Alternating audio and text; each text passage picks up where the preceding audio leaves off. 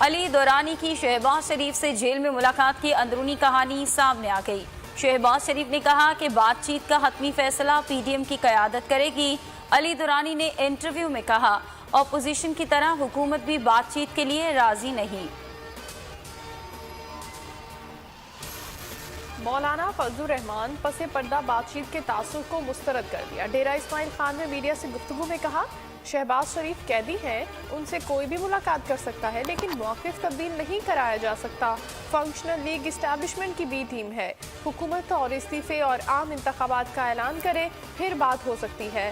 مولانا شیرانی کو P T I کی support حاصل ہے۔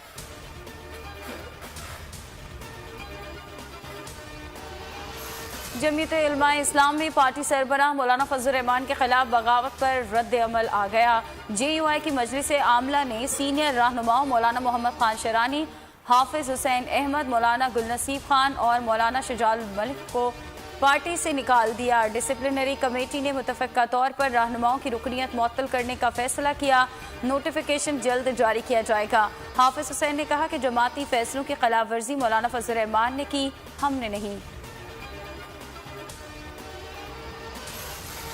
جے یو آئی میں وفاقی وزراء کا رخ مولانا فضل الرحمان کی طرف ہو گیا۔ وزیر اطلاع شبلی فراز کہتے ہیں، جے یو آئی کے تحریکی ساتھیوں نے ہی مولانا فضل الرحمان کے خلاف تحریک شروع کر دی۔ علی امین گنڈاپور بولے، جے یو آئی کے سینئر رہنماؤں نے مولانا فضل الرحمان کو بے نقاب کر دیا ہے۔ مولانا اداروں کو دھمکیاں نہ دیں، قوم اور اپنی پارٹی کو چوری پر حساب دیں۔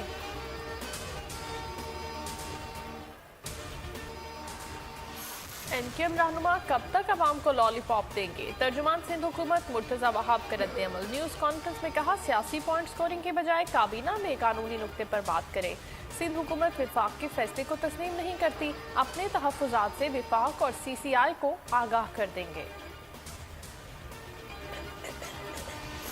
عمران خان کو لانے والوں نے ملک و قوم سے ظلم کیا۔ جماعت اسلامی کے امیر سراج الحق کا گجرانوالہ میں جلسے سے خطاب، کہا کہ وزیر اعظم کو تو اپنی کابینہ اور مشیروں کے نام بھی معلوم نہیں، اگر وہ کابینہ کے نام بتا دیں انعام دوں گا۔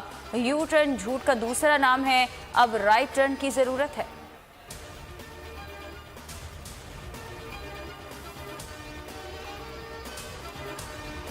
وکلاء، صحافی اور سول سوسائٹی کا چیئرمین پیمرا کو ہٹانے کا مطالبہ۔ 10 روز گزر گئے، عوام کو تاحال حکومتی ایکشن کا انتظار۔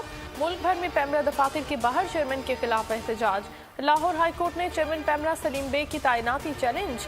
عدالت نے پیمرا سمیت تمام فریقین سے جواب طلب کر رکھا ہے۔